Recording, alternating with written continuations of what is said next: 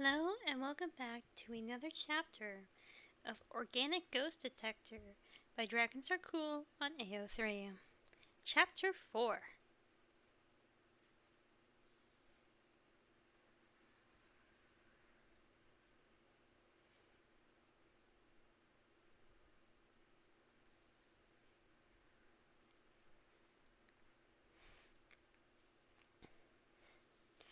Impulse had been messing with the settings on their dots projector while waiting for something to happen so he could test more for EMF. This ghost was giving them a serious test of patience at this point, nearing hour 3 since they pulled up to this house with nothing more than orbs to show for it. He looked up when Green's twitching wings caught his eye, his friend looking a bit dazed. Wide-eyed, unfocused, 100-yard stare, every feather on his wings was on end. Green? When he didn't get a response, Impulse straightened to give him his full attention. You okay, G? He walked over to Green where he was clinging to the bedpost and put a hand on his shoulder. He still got nothing out of him beyond a seemingly involuntary shake of his head, more a shudder than anything else. But closed as he was now, he could see Green's pupils had swallowed up the rest of his eye. His face had gone white as a sheet, and he was tense, completely rooted to the spot. Impulse startled as the Groosey went off behind him in time, with Green slumping into the side of the bed. He swore and kicked the Crucie to stomp out the smoldering carpet before returning to Green's side. Green! Hey! Can you hear me? This time, he was rewarded with Green turning his head slightly to face him with a weak nod. Let's get you out of here, okay? Impulse put an arm around to support him, but it was quickly clear his shaking was too bad for him to effectively walk on his own. So Impulse scooped him up carefully instead. Green sat stiffly in his hold as he made his way out of the house. He nearly dropped him once they made it through the door, however. Geez, Green! He fumbled and tightened his grip on the now effectively boneless avian hanging like a puppet with its string cut in his arms. Talk to me, G! He pleaded as he rushed them back to the truck. Green was stirring in his arms and his eyes were still open, if hazy, so he'd not passed out completely. What happened?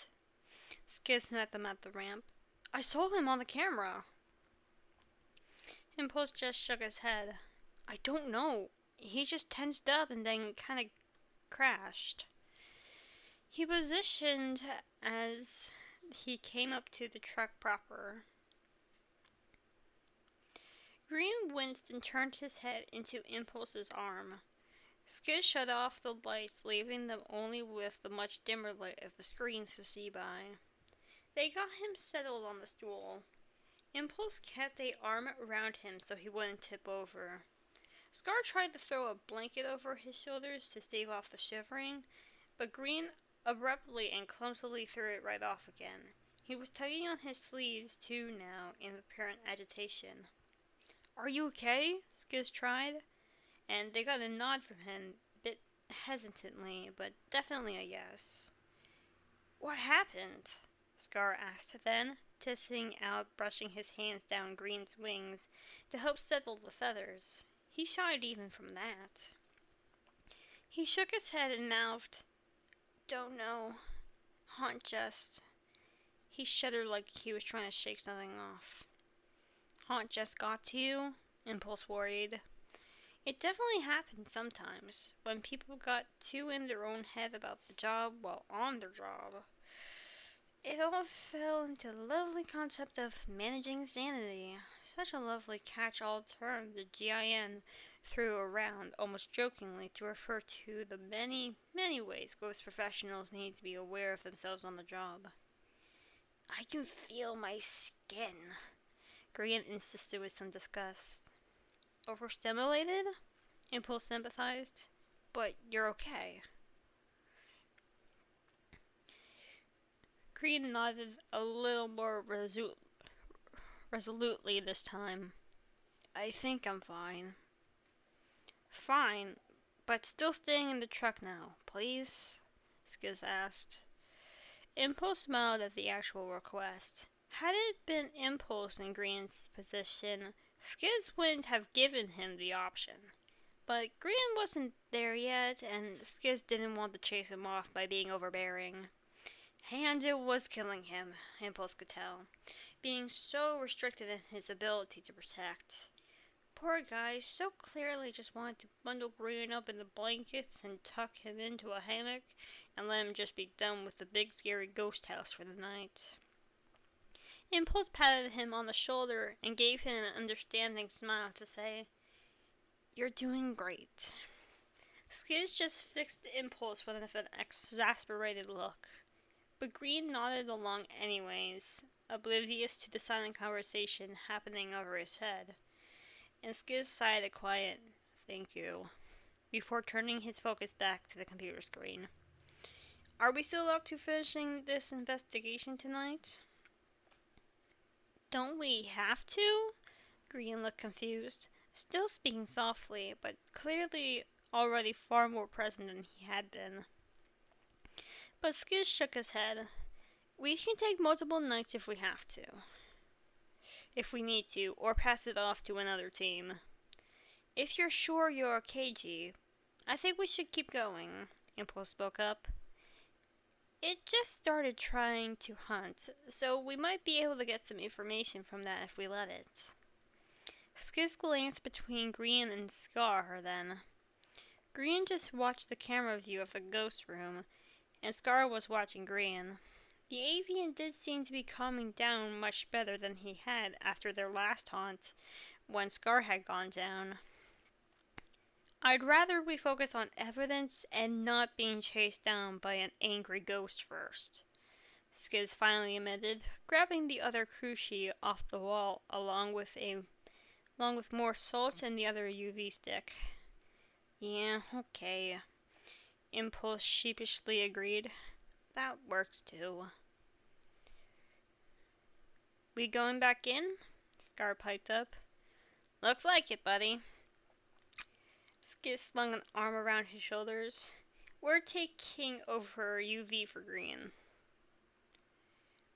"Alright, I'll check the temperatures again when we get in there, and then keep testing EMF," Impulse planned.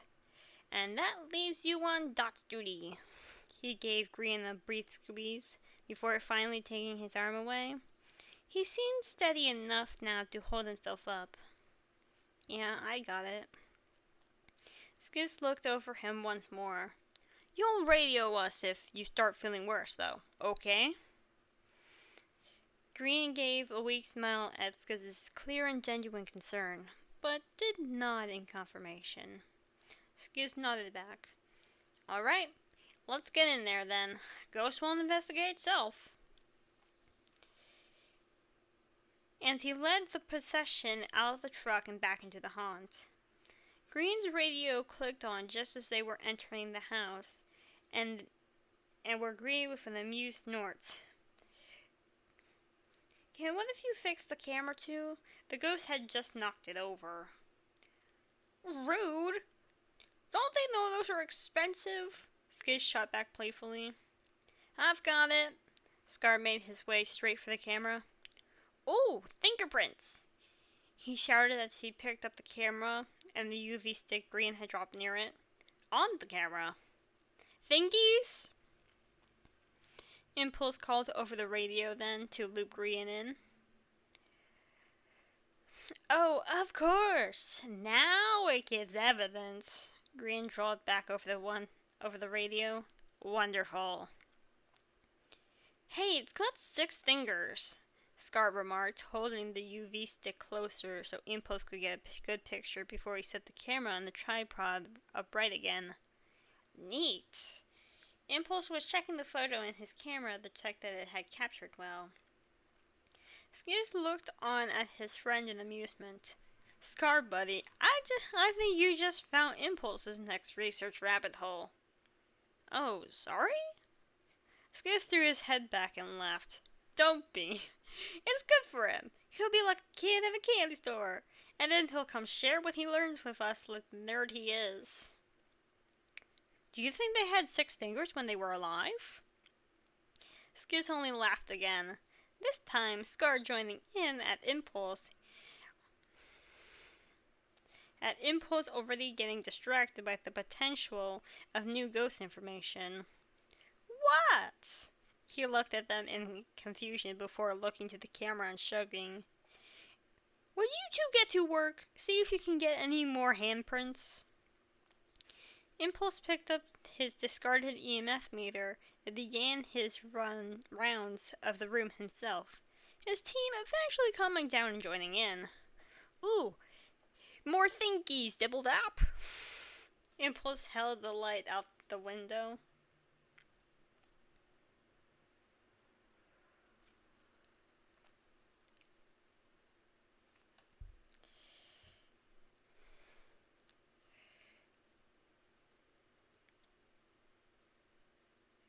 That's the same hand, he puzzled.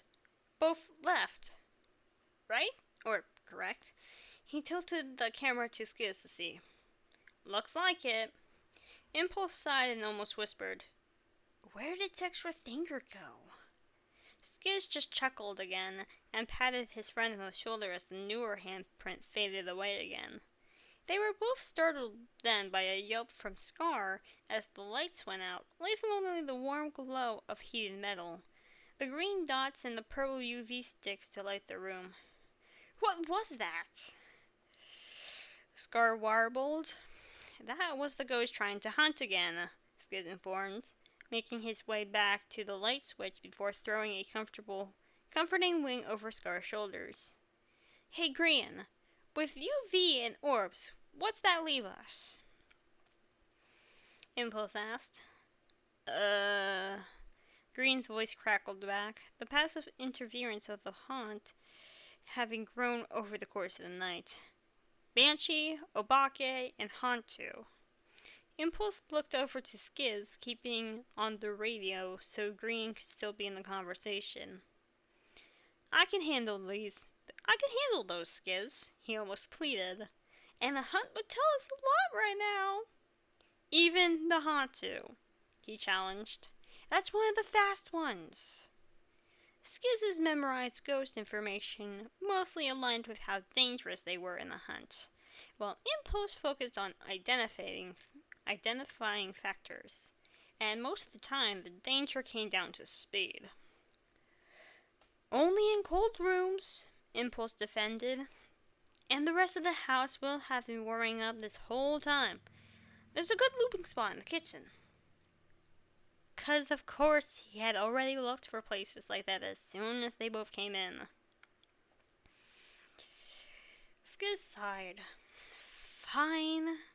Herding both Impulse and Scar out of the room, he decided, You can let it hunt, but we're regrouping in the van first. Impulse didn't respond aloud, but Skiz didn't miss the way his tail coiled a bit, betraying his excitement.